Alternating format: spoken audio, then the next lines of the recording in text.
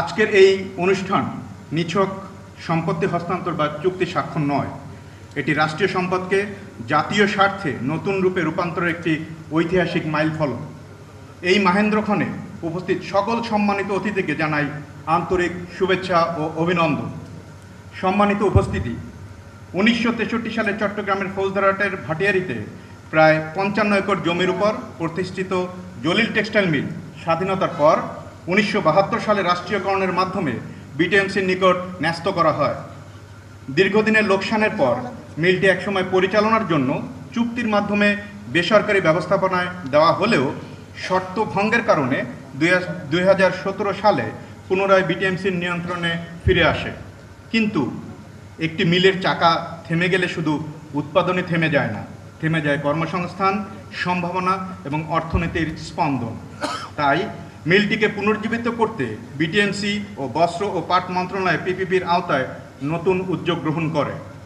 পথটি এত সহজ ছিল না। একের পর এক আইনি জটিলতার উদ্যোগটি দীর্ঘদিন থমকে ছিল, কিন্তু আমরা থেমে থাকিনি। সম্মিলিত প্রচেষ্টায় 2025 সালের জুনে অবসান ঘটে সকল আইনি ও প্রশাসনিক জটিলতার, উন্মোচিত হয় সম্ভাবনার নতুন দ্বার। সেই সম্ভাবনাকে প্রতিষ্ঠিত করতেই আজকের এই সমারোহ।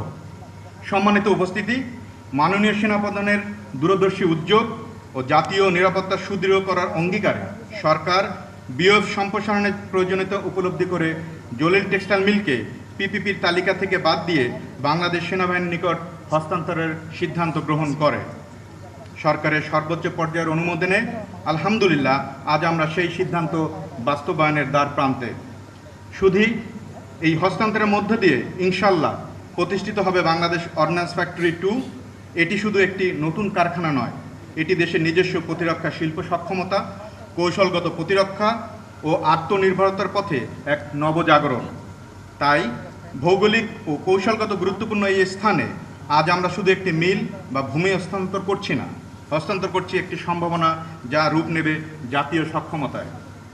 মাননীয় প্রধান অতিথি ও সম্মানিত অতিথিবৃন্দ, মাননীয় প্রধানমন্ত্রীর সবার আগে বাংলাদেশ নীতি ও সুদূর প্রসারী পরিকল্পনার ধারাবাহিকতায় রাষ্ট্রীয় বন্ধ মিল কারখানাগুলোকে নতুন বিনিয়োগ ও কার্যকর ব্যবস্থাপনার মাধ্যমে পুনর্জীবিত করার যে প্রয়াস চলছে, জলিল টেক্সটাইল মিল তারই এক অনন্য দৃষ্টান্ত।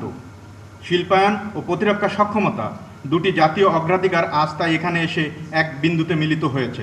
আমার বিশ্বাস BF2 জলিল টেক্সটাইল মিলে ফিরিয়ে আনবে কর্মচাঞ্চল্য, প্রযুক্তি ও কর্মসংস্থানের নতুন স্পন্দন, আর বাংলাদেশ পাবে প্রতিরক্ষা শিল্পে আত্মনির্ভরতার আরও এক শক্ত ভিত।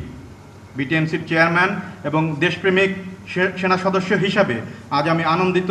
একটি বন্ধ অধ্যায়ের অবসানে আজ আমি গর্বিত বিটিএমসির একটি মূল্যবান সম্পদ দেশের প্রতিরক্ষা সক্ষমতা বৃদ্ধির মহান কাজে নিবেদিত করার জন্য। সম্মানিত উপস্থিতি, ইতিহাসের কিছু মুহূর্ত শুধু একটি অধ্যায়ের সমাপ্তি ঘটায় না, ভবিষ্যতেরও পথ নির্মাণ করে। আজকের দিনটি তেমনই একটি স্মরণীয় মুহূর্ত।